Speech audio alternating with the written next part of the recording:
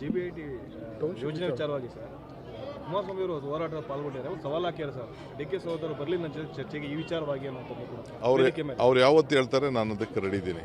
ಅವರು ನೀವೇ ಫಿಕ್ಸ್ ಮಾಡಿ. TV9 ಚೆನ್ನಾಗಿದೆ. TV9 ಸುವರ್ಣನು, ಫಸ್ಟ್ ನ್ಯೂಸು, ಪವರು, ಈಗ 5 ಜನ ಇದ್ರಿ. ಗ್ಯಾರಂಟಿ ನೀವು ಯಾವತ್ತು ಹೇಳ್ತೀರಾ ನಾನು ರೆಡಿ ಇದ್ದೀನಿ ಅಂತ ಹೇಳಿ ಅವ್ರಿಗೆ. ಇನ್ನೇನಿಲ್ಲ, ಏನು ಪರವಾಗಿಲ್ಲ. ಏನು ನಾವು ರಾಜಕಾರಣದಲ್ಲಿ ಇರಬೇಕಾದವರು ಅವ್ರ ಸವಾಲನ್ನ ಅವ್ರು ಚೀಫ್ ಮಿನಿಸ್ಟರ್ ಆಗಿದ್ದಾಗೆ ನಾನು ಸ್ವೀಕಾರ ಮಾಡಿದ್ದೀನಿ. ಈಗೂ ಮಾಡೋಣ ಭಾಳ ನಮ್ರತೆಯಿಂದ. ರಾಮ ಮಂದಿರದಲ್ಲಿ ನಾನು ಹೇಳ್ತಾ ಇದ್ದೀನಿ ಇದನ್ನು. ರಾಮ ಮಂದಿರದಲ್ಲಿ ಪ್ರಶ್ನೆ ಕೇಳ್ತಾ ಇದ್ದೀರಿ. ನಾನು ರಾಮ ಮಂದಿರದಲ್ಲೇ ಕೂತ್ಕೊಂಡು ನೋಡಿದಂತೆ ನಡೀತೀವಿ. ನೀವು ಯಾವತ್ತು ಹೇಳ್ತೀರಾ 3 ದಿನ ಮುಂಚಿತವಾಗಿ ಹೇಳ್ಬೇಕಷ್ಟೇ ನನಗೆ. ನಾನು ಯಾಕೆ ಎಲ್ಲೆಲ್ಲ ಬೇರೆ ಪ್ರೋಗ್ರಾಮ್ ಹಾಕೋಬಿಟ್ಟಿದ್ರೆ ಕಷ್ಟ. ಸೊ ನಾನು ಯಾವತ್ತು ಬೇಕಾದ್ರೂ ರೆಡಿ. ಯೋಜನೆ ಮಾಡೋದಕ್ಕೆ ಬಿಡೋದಿಲ್ಲ ಅಂತ ಕೂಡ ಸವಾಲು ಪಾಪ ಅವ್ರು ಮಾಡುತ್ತಾ ಅವ್ರು ರಾಜಕಾರಣ ಮಾಡಬೇಕು, ಅವ್ರು ಮಾಡ್ಕೊಳ್ತಾರೆ. ನಾನಾ ಮಾಡಿದ್ದು.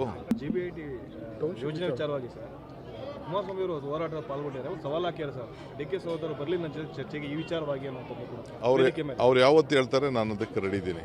ಅವರು ನೀವೇ ಫಿಕ್ಸ್ ಮಾಡಿ. TV9 ಚೆನ್ನಾಗಿದೆ. TV9 ಸುವರ್ಣನು, ಫಸ್ಟ್ ನ್ಯೂಸು, ಪವರು, ಈಗ 5 ಜನ ಇದ್ರಿ. ಗ್ಯಾರಂಟಿ ನೀವು ಯಾವತ್ತು ಹೇಳ್ತೀರಾ ನಾನು ರೆಡಿ ಇದ್ದೀನಿ ಅಂತ ಹೇಳಿ ಅವ್ರಿಗೆ.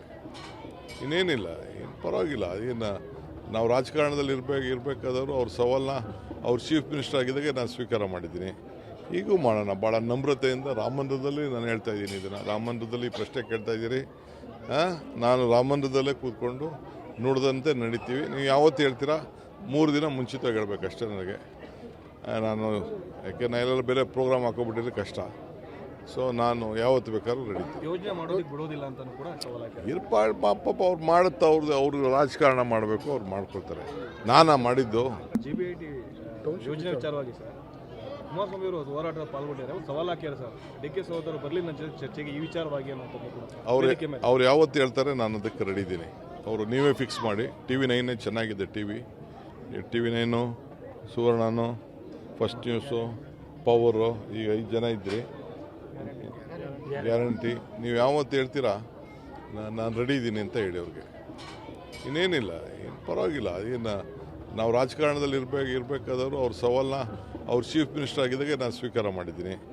ಈಗೂ ಮಾಡೋಣ ಭಾಳ ನಮ್ರತೆಯಿಂದ. ರಾಮ ಮಂದಿರದಲ್ಲಿ ನಾನು ಹೇಳ್ತಾ ಇದ್ದೀನಿ ಇದನ್ನು. ರಾಮ ಮಂದಿರದಲ್ಲಿ ಪ್ರಶ್ನೆ ಕೇಳ್ತಾ ಇದ್ದೀರಿ. ನಾನು ರಾಮ ಮಂದಿರದಲ್ಲೇ ಕೂತ್ಕೊಂಡು ನೋಡಿದಂತೆ ನಡೀತೀವಿ. ನೀವು ಯಾವತ್ತು ಹೇಳ್ತೀರಾ 3 ದಿನ ಮುಂಚಿತವಾಗಿ ಹೇಳ್ಬೇಕಷ್ಟೇ ನನಗೆ. ನಾನು ಯಾಕೆ ಎಲ್ಲೆಲ್ಲ ಬೇರೆ ಪ್ರೋಗ್ರಾಮ್ ಹಾಕೋಬಿಟ್ಟಿದ್ರೆ ಕಷ್ಟ. ಸೊ ನಾನು ಯಾವತ್ತು ಬೇಕಾದ್ರೂ ರೆಡಿ. ಯೋಜನೆ ಮಾಡೋದಕ್ಕೆ ಬಿಡೋದಿಲ್ಲ ಅಂತ ಕೂಡ ಸವಾಲು ಪಾಪ ಅವ್ರು ಮಾಡುತ್ತಾ ಅವ್ರು ರಾಜಕಾರಣ ಮಾಡಬೇಕು, ಅವ್ರು ಮಾಡ್ಕೊಳ್ತಾರೆ. ನಾನಾ ಮಾಡಿದ್ದು.